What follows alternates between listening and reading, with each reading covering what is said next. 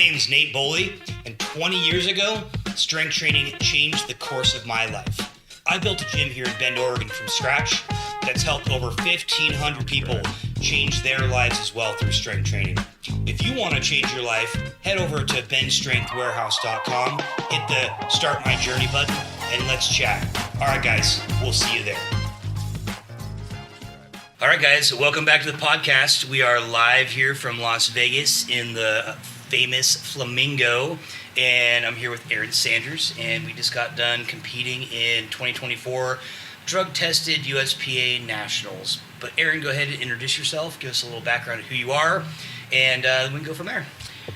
Hello, my name is Erin Sanders. I live in Boring, Oregon with my husband and two daughters on our fun, adventurous hobby farm, and I lift in my spare time in my garage. That's awesome. What got you into lifting in the first place? So I was introduced to lifting via CrossFit. I did CrossFit probably for 6.5 to 7 years. And in CrossFit, as most people know, it's Olympic lifting, a little bit of powerlifting, and then, a lot of cardio intense dumbbells and kettlebells. I call it like the montage of the fitness world. It's like a smorgasbord. Yeah, you just get whatever you want. Yeah. They just put everything together. Yeah. Yeah. So. Awesome. What got you into CrossFit?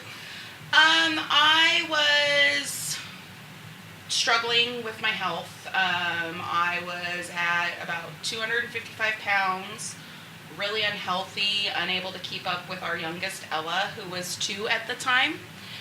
And just was really unhappy with myself, and so I decided that I wanted to live a healthier lifestyle. Awesome. And my really good friend Tracy, her son was a CrossFit coach, and so I did a lot of private trainings with him, and then he finally was like, you just need to join because I can't do anything else for you. Yeah, that's awesome. And then so you got into that, started getting to your goals, started feeling healthier, and then you were like, I just love the weightlifting part of it. What happened there? What was the transition there? So, 2022?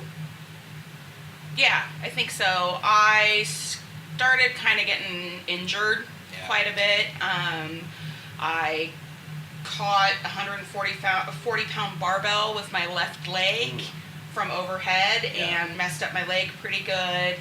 And then, started having shoulder stuff go on, and I was always really happy when we were lifting heavy, and my best lifts were always back squat and deadlift. My bench has always been but I still wanted to do something weightlifting wise, and I chose to go powerlifting because I have a horrible squat snatch. Yeah. And so, when you're doing the CrossFit stuff, the Olympic lifting, that's a lot of where a lot of people get shoulder problems from that. But yeah, obviously all weightlifting stuff has its risks and stuff like that. Yeah. Right on. So you transitioned into more of the powerlifting stuff. Were you doing that in the CrossFit gym, or did you just go, hey, I'm done, I'm going to kind of do my own thing, or how'd that work? So during COVID, I built up my garage gym because that gym was closed. Yeah. Everything was shut down, and so I had already had a rack and a 45-pound barbell and some plates, and then during COVID, FedEx, UPS was dropping off various equipment. Sure. Once a week. Felt bad for the delivery guys. They're like, you again? Yeah. So January 2023, I talked to my CrossFit coach and asked them to put a powerlifting program together for me. Cool. And I had seen Corinne and Donna's post that they were doing Strength Wars at Strength Warehouse. Yeah. And so I was like, I'm going to commit to something. Cool. This is going to be the goal, and we're just going to work through that. So my old CrossFit gym hosted a mock meet, and so I did that, and that was Memorial Day weekend. And Strength Wars was in July.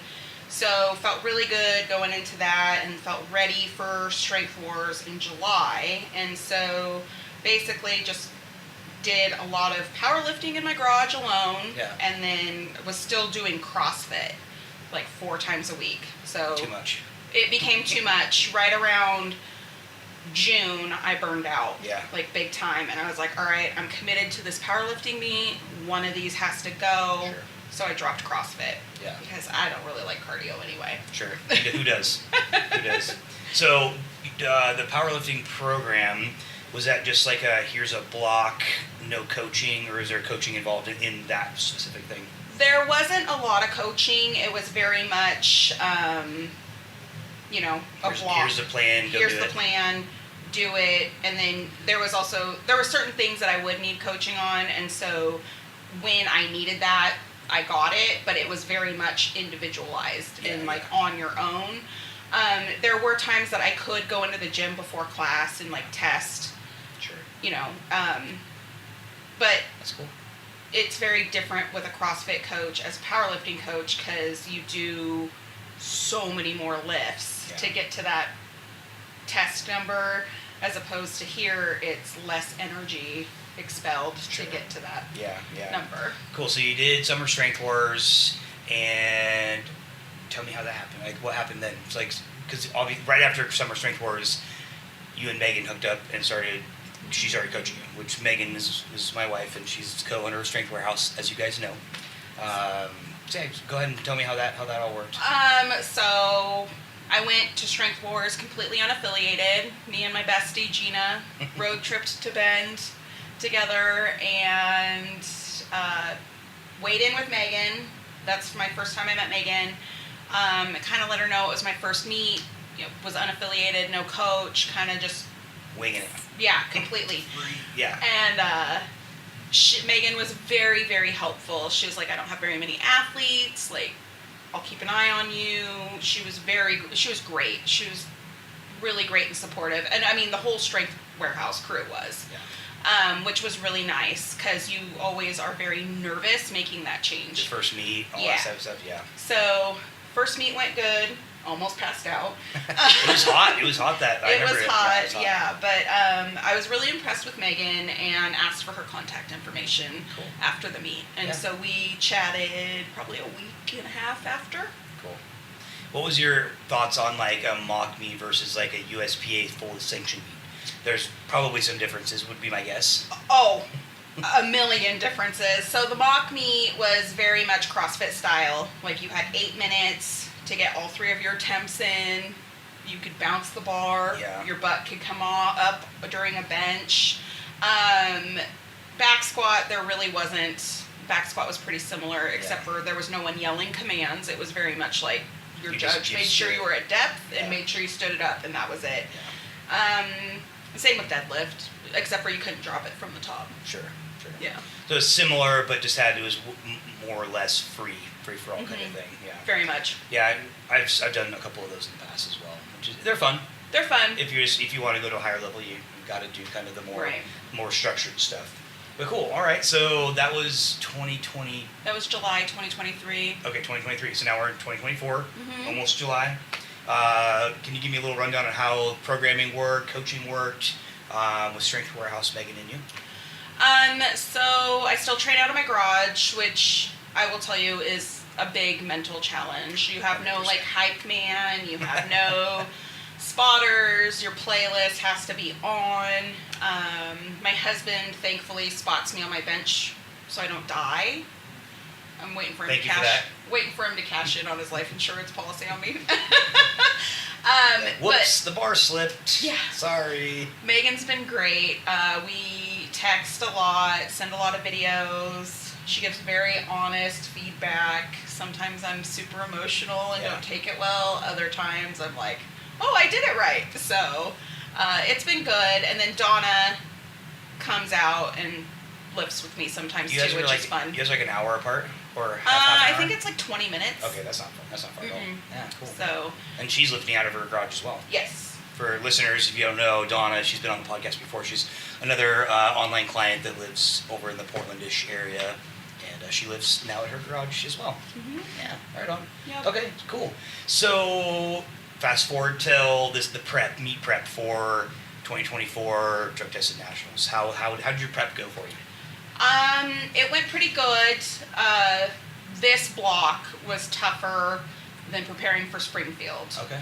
So this was very much different, and what was different about it? Last few weeks was 1 rep max for the day, as opposed to the block before it was 1 rep max, and then, working sets, percentage work, and then 2-3 weeks out from Springfield was trying to see what our starts were. Hey guys, real quick, the reason I make these podcasts is because I am super passionate about delivering the message of strength training and its benefits to the world. And I want this podcast to reach as many people as possible. So if you could do me a really quick favor and just screenshot this, put it on your social media and tag us. That way I know that people are getting value out of the content out of this podcast, and we can grow the message of strength training and its benefits. Anyway, that's all I got to say. We'll see you back on the podcast in 3, 2, 1. So this was like 1 rep max, and that's it. You're done for the day. Right. You leave. So that's gonna be hard because you're like, I got more in me. Right. Well, and then also too, it's, I hit 315 on my back squat last week. Why am I only hitting 300? You know what I mean? It's a big change. And then because you guys are doing this like a deload. Yeah. Okay, gotcha. Yeah. So it was, it was very much like for the day, like kind of get your mental head like, no, it's 1 rep max, but there's 4 2 days, so yes. that's a big thing. The accessory work was good. It was different than the Springfield block. The Springfield block had more, dumbbell clean and jerk. This was more isolated press and, isolated muscle work, which was really good. I felt a lot stronger in some of my lifts today with that, even though it didn't really show. I mean, you still came out with medals, so yeah. Hey, that's all good. Cool. So, okay, just go through how the meet went. Meet prep, you weighed in, you were underweight, under where you thought you were going to be, right? Yes. So I don't handle this climate very well. I typically swell. Mm-hmm. And so the 17th, I was like hitting a lot of water, watching what I ate, very cautious of everything, hydrating really well. We drove down here, so I was... And that's a, 6-hour drive? 16-hour drive. 16-hour drive? Oh my gosh. So we stopped in Tonopah. Brutal. Stopped in Tonopah overnight, but I was very much like, no chips, I gotta watch my salt intake. My husband's like, limit the water for bathroom breaks. It's like, we're going 100, we're not stopping for anything. Yeah, so, but I did pretty good. By the time, we got to Tonopah, I was good, I wasn't swelling, managed the salt intake, made it to my husband's grandmother's house in Boulder City, very much like water, electrolytes, eating all the right things. Nice. Weighed myself, went Tuesday, and I was 7 pounds under, cool. So I was good to go, and then just made sure I didn't ball out before just I weighed in. Yeah, go crazy. So. Right on. So you weighed in, how much below your weight class did you weigh in? Or below the top, because the weight class is a range. Right. Yeah. So I weighed in... middle, bottom? I was right in the middle. So I weighed in at 104.6 kilos. Okay. And cool. The top was 110. 110. So, yeah. So you had some room to go and eat and not worry about it afterwards. Yes. Which you did, right? You went and had some breakfast with us? Yes, I did. Cool. Awesome. All right, so meet day was this morning. How'd you feel waking up, sleeping in a hotel, traveling, all that type of stuff? Was it different? It was very different. Like a local? Yeah, it's, I've never been in bed by 9:30 p.m. in Vegas. That was interesting. Yeah, we did the same thing. Megan and I are in bed by like 9:45, 10 o'clock, and I was like, this is strange, dude. We're usually out Fremont Street, whatever. Haven't laid by a pool in Vegas without a cocktail. Yeah. I did a lot more walking yesterday than I had anticipated, and I thought that was going to affect me today, but it didn't. I slept pretty good. No issues. It's hot here. I mean, it was 112 degrees yesterday. Yeah. So, but I was on top of it with my water intake. My mom took me out to a steak dinner last night. So cool. Had some cheesecake. Yeah. So, got my carbs and my protein in. And then there's always those nerves when you wake up, right? So. Is it hard to fall asleep for you during pre-meet? I do the light sleeping. So, you have a 4-year-old. So, the parent sleeping where you're not completely out, you're kind of sleeping, but you're waiting for something to happen. I live next to a train, so I could literally, the train would drive through my house and I wouldn't wake up. Megan's the one. She's like, "Hey, get up! The baby's crying." I'm like, "Oh, what? Yeah, We have a baby?" it's definitely that mom sleep. Yeah, for sure. Like, someone's gonna wake up and need something. So that part, I didn't sleep as deep as I would have liked, but I mean, you're not gonna rest as comfortably. No, I don't. Even when I'm reffing or coaching or lifting, I never sleep that great the night before. Right. So. Yeah. It is what it is. But there was definitely the nerves. So I think after, my third squat attempt, I finally stopped shaking. Yeah. Right? So there's like the shakes, and you're like, is this adrenaline or is this nerves? Or is this just caffeine? That too. Because, and I also, I probably don't fuel my body enough through a meet. I eat like a bird. I do too. And last time I had a really good meet, I was just like sandwich, every time I got off the platform, I went and ate something, and it was such a better meet, because you don't really think about it. I'm lifting a ton of weight, I'm doing all this stuff, I'm stressed out, and I ate 1/16 of what I usually eat. Of course, that's not going to be a recipe for winning, is it? No, and that's the thing. I think that's the next meet. I need to focus more on nutritioning myself through the meet and not barely getting by. Before the meet and then intra meet. While you're doing it, making sure you're drinking Gatorade or electrolytes or whatever, and then eating as well. Even if you have to force yourself to eat it. Right. It will help. That's going to be the hard part for me. That's going to be, I think, a big switch for me and change meet performance. Yeah. Probably quite a bit. Let's go through the day. Okay, start out warming up. How did warm-ups feel for the squats? Squats was good. It's so intimidating when you walk into this room or this area and there's all these lifters that need to warm up and are worried about hitting their numbers. And that was one of my biggest concerns with joining powerlifting was are people going to be really mean? Yeah. And everyone was great. Sure. People understood that Megan had Donna in the flight before me and was helping her, and they were helping me with I suck at kilogram math. Yeah. That's horrible. Well, I suck at math in general, but whatever. There was coaches helping me. Cool. Other female lifters, we did really good supporting each other. And the guys were supportive too, but they're in their own world, Sure. right? Yeah. So, warm-ups went really good. They went better than I expected. Cool. And, the platforms were a little wonky. They're a little uneven Yeah. and awkward. Yeah, they were. I did notice that. It's day 4 of They've a 5-day had so many lifts on the, Yeah, they've had so many lifts on them, and, you've got people warming up to 600 pounds. Yep. That stuff's bound to break. Yep. But no, the whole meet was great. It was overwhelming with 3 platforms. Yeah. And, a lot of people in a room. I try not to focus on them and more so on the officials. And I know Megan's listen to my voice and I don't hear her. But it went good. Cool. So what was your opening squat? 303.2. Nice. Okay. So, and then I hit a PR for 5.2 pounds at 325. Nice. So felt good. Squats went really well today, which is always a good thing. Yeah. Yeah, the squats are once you get past usually for most lifters, the first squat, you're super nervous. You get the first squat over, you're like, okay, this is good. Mm-hmm. And then you're done with squats and you kind of relax a little bit. And then they're like, oh no, we got to bench again. So then your emotions go back up, your adrenaline goes up. You get the first bench, and cool, we're good. And you're like, nope, guess what? There's still deadlift. Yeah. You got to do that. Deadlifts were a little rough today. Bench was to be expected.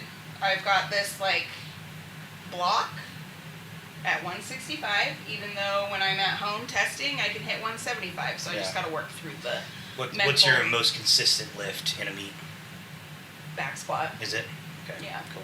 Yeah. Nice. So bench was it was good. It wasn't what you expected, but you still made all 3? No, I missed my third one. Okay. So you tried for the 170? I tried for 165 and a half. Okay. And missed. Okay. Which, it happens, right? Yeah. So I've got to remember to use my butt and my legs more. Yeah, the first squat I noticed you had really soft legs. On my bench, yeah. And then Megan was like, what the heck? Yeah. Yeah. And then my second one, I used them so much that I got a butt cramp. Yeah. So Yeah. I probably should do that on all of them, consistency. And then deadlift was a little frustrating today. I hit 380. I hit my first one. My second one, I felt was good at 391, but apparently I just barely missed lockout. We looked at the videos, and it was hard to tell, but you can't look. In the USPA, they don't look at videos. Right. It's at the discretion of the referees that are on there, and there's a lot. There's some good referees out there, and I looked at the videos, and I didn't see anything personally, but I wasn't at their same level. So, right. If I was on the platform, maybe it would have been a completely different story. And then the third one, I was out there, and I definitely saw. Hitched it up. There. There was a little. I think there was a lot. Not even a little. It was a lot of frustration and annoyance going into that lift, and I didn't want to do that a second time. Yeah. But I don't get that say. No. And so you just kind of got to suck it up and do it. You got to play the game. Yep. For sure. Yeah. So, there's it's a lot it's a learning. There's tool. a lot of national referees and a lot of international referees here, and they've been doing it for a long time. So it's like, hey, it is what it is. It's the game, and that's what you got to play. Yeah. So it's a learning tool. Yeah. Right. This is my third meet. Yeah. So and your third meet, you're in nationals. Yeah. So I've actually personally never been to nationals ever. Really? I've never lifted in nationals. I lifted in worlds, and then I've done the North Americans, and then I've done just regular local meets and some state champions and stuff. The non-tested one is never in Vegas, except for it is this year. Well, actually, it's not. It's actually in New York. They try to do them back and forth. Got it. But anyway, so I've just never. Yeah, I've refereed them, but never lifted in them. So, but I did Worlds last year, which is pretty similar. It's 2 platforms, not 3. But yeah. All right, cool. So, how has going from lifting in your first meet uncoached to lifting at a high level meet being coached? What are the main takeaways that you would tell somebody that is kind of just getting into the sport? Gosh, that's a hard one. It's night and day, right? So first meet, no coach, kind of just willy-nilly in it. It's no clue what you're doing. No clue what I'm doing, right? I'm shocked I even got the commands right my first time because I had never practiced commands. It does, on the outside, it does seem very overwhelming. Yeah. But for anyone that's really looking to get into the powerlifting world, it's very supportive. Sure, I agree with that. Very, very supportive. We all lift each other up. Everyone's rooting for everybody because you're doing some really amazing things. Yeah. And even if you're, I've been to meets where me and my direct competitor, as soon as he's on the platform, I'm rooting for him, and then as I'm gonna go beat his lift, and he's rooting for me. Right. That's cool. Right. Right. That's pretty fun. Yeah. And so that makes it easy. Megan's great. She doesn't tell me I don't have to do the mental game of all right, I have to hit this weight. I have no idea what my starts are. Yeah. And I love that. I don't do kilo math very well, so I can't figure out what my second and third lift are. Yeah. And she just I don't have to think. I just have to do the lift, rest, and do my other 2 attempts, which is great. And she's really supportive. And her and I are a lot the same. We're very non-emotional. We're not going to cry kind of thing. Even though I almost did cry today. I think that's because I was hungry. Angry cry. Yeah. Angry cry. But it's Donna's great. She's a great supporter too. And so it's kind of nice being able to come to a meet, have a coach, have a teammate, and we all lift together. And you were supportive too when you could be, but you were also officiating. I'm working. So I think for anyone that's really thinking of doing powerlifting, just take that plunge. Yeah. And it doesn't matter your age. I agree. I started this at 39, and I just turned 40. Yeah. You're not too old to start. No. I've got 7-year-olds that just started. Yeah. That's great. Right. I think it's great. Yeah. Awesome. Well, that's cool. So you ended up getting a 2nd place medal, right? Mm-hmm. And you had no idea you were going to do that? No, because it was a roller coaster of emotions today, and frustration, and there was a lot. There were quite a few strong women in my age group and in my division, and I was like, you know what? This is my 3rd meet. No expectations. Yeah. We're just here to do it. And so when they said my name for 2nd place, I think the whole banquet room heard you be like, "What?" I can't believe this. This is amazing. Like, did someone like DQ? Yeah. So yeah, that was quite the shock. And you know, it's awesome, right? Like, you think you're coming in dead last and you're getting a medal. Absolutely. Yeah. I remember my first meet, one of my friends who had done one for a while, many of them, he called me, he's like, "You're doing a meet." I was like, "Okay, cool." He's like, "I'll help you." I'm like, "Cool." So I drive up to Portland, I'm getting ready. This guy no-shows me. His phone is off. And I'm like, I'm here, no idea what the hell I'm doing at all. Right. Never been to a meet ever. I ended up taking first place. It was amazing. I had no clue what was going on. I just did the lifts, and I thought I was just like walking out, and they called my name, and I was like, "What? I won. This is amazing." Yeah. Well, and then, the random drug testing, I'm like, I'm not going to get called. And then I was heading to the bathroom, and I hear, "All right, these are the people that are getting tested. 3 are random." And I'm like, all right, I might as well hold it, because maybe I got to go.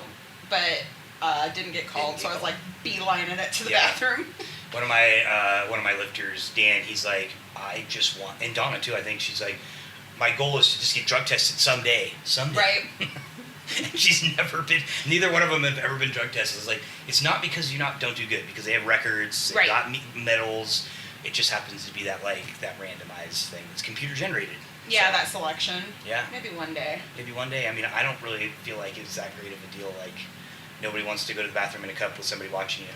No, my oldest, Ava, she's like, "Do you have to pee in a cup?" And I'm like, "Maybe." I might. How do you do that? It's really gross and messy for women, by the way. Yeah, I can imagine. Not fun. Yeah, I can imagine. But, depending on how bad the guy has to go to the bathroom too, it can be pretty messy as well. Yeah. Yeah, I'm like, "Hey, you guys take that when you're done with it. Like, close it all up, wipe it all off. Like, here's the antibacterial wipe. Here's the antibacterial. Here, you put it in the bag. I don't want anything to do with this thing." But right on. Well, hey, do you have any other upcoming events or any future plans for lifts or anything like that? Well, I've said this several times, and I'm going to say this right now. I'm taking the night off, and it's on like Donkey Kong with my husband in Vegas. Heck yeah. I'm going to take a week off, recovery, right? Because no one, people just see the 3 attempts of each lift and don't realize that there's warm-up lifts. Yeah, it's like 29 or I think the one time I counted, I was like, I'm taking like 29 to like 35 lifts in a day. Right. And they're not like light ones. Nope. It adds up. They're very heavy. Yeah. Yeah. Right. And then like there's the mental fatigue and all of that. So. And the emotional fatigue. And like the emotional you're fatigue. up and down roller coaster all day. Oh yeah, totally. So I'm gonna see if there's a meet in our area, maybe November-ish, December-ish. It depends on what works for our family schedule. Yeah, absolutely. And then, maybe I just do 2 meets this year, and that's fine. Yeah. Right? Like, once you start getting into a more higher level lifting, like, you can't do meets all the time. Right. You just wreck your body, spend a lot of money and a lot of time. right. And so it's just like figure out which ones you want to do that are going to make you happy and do those ones. Right. And when I first talked to Megan, she's like, honestly, no more than 3 meets a year. Yeah. She's like, I agree. I I only do 1, like maybe 2. Like I'll do like a rust, they clean off the rust, platform rust breaker or whatever, and then the one that I'm going to do to like do whatever. Maybe it's a qualifying meet, maybe it's a a higher level meet or whatever. But after a while, you can't do it at a higher level. Yeah, and I think I have 2 kids, and they're both athletes. They both swim, so like their schedule Matters too. Yes. And we have a hobby farm, so like we have a bunch of stuff that we have to do. Yep. So this is, yes, I'm an athlete, but this is also kind of a hobby too. So the main priority is just health and strength and fitness and stuff like that. And doing the meets is just fun and having it's fun. And it kind of gives us an excuse to go on vacation. Same. Dude, honestly, since I became a referee, I'm like, this is kind of cool. Like, sometimes I get paid to go places and I can like take a weekend off and like go to the coast or whatever. Right. Sure, there's some work involved, but it's not like I don't love it because I do it for a living. Right. Yeah. So we'll see. I mean, I'm gonna. Hopefully, there's a Portland meet.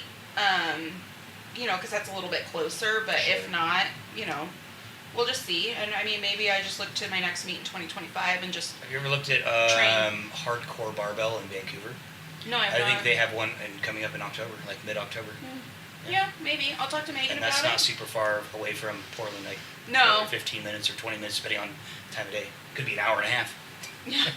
No, I mean, just like Portland metro area would be. Portland right, metro, like, I mean, don't get me wrong, I love traveling, but...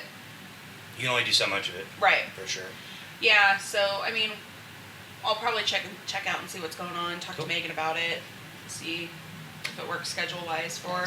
Cool. And we'll just go from there. Oh, awesome, Erin. Well, hey, thanks a lot for being on the podcast. Is there any last-minute things you'd want to put out to the listeners? For one, getting into powerlifting, and two, finding a coach and just not rolling the dice every time by themselves? Do your research. There's a lot of great coaches out there, but also you got to find what works best for you, and you got to be able to like have something in common with your coach, someone that's understanding. For me, it's it's nice having a female coach because I have female problems when I lift, right? Their hormonal lifting is real, and I have someone that can understand that. Fair. And then also too, like, if you are interested in seeing what your body can do and like really, really challenging yourself, like I would say powerlifting is the way to go. Yeah. Because you would be amazed. And also too, like, I never thought that I would be in a position where I could show my daughters that I don't have to be this perfect female body to be healthy. That's very powerful. Right? Yeah. Like, I'm setting an example for my kids. Absolutely. And that, at the end of the day, makes it all worth it. 100%. That's exactly why I do it too. No, I do it because I like to lift heavy weights. But well, the benefit is cool. the benefit is my daughters. I'm like, hey, you guys can do this too. There's so many more female athletes powerlifting than there ever was when I started. And I think it's amazing. I'm like, strong women, let's go, let's do it. Yeah. So, and it's really cool for my kids to be able to come and see other strong women. 100%. Right? Like, they don't have to fit this. They can do whatever the heck they want to do. They don't have to fit this box. Yeah. Right? They can be outside of it. Yeah. They can be wherever they want. Exactly. So. Great. All right, Erin. Well, hey, thanks a lot for being on the podcast. And again, thanks a lot, guys, for joining us today. I'm going to leave you like I leave you every time this year. And that is, success is not final, failure is not fatal, and it is the courage to continue that counts. And everything you want in this life is on the other side of your fear. So get out there today and take some action. All right, later. Thanks for joining us on the Go Heavy or Go Home podcast today. We hope you got a lot of value and had a ton of fun. If you guys want to learn a little bit more about what we do, or just have a ton of resources at your fingertips, head over to benstrengthwarehouse.com and hit the Start My Journey button. All right, guys, until next time, go heavy or go home.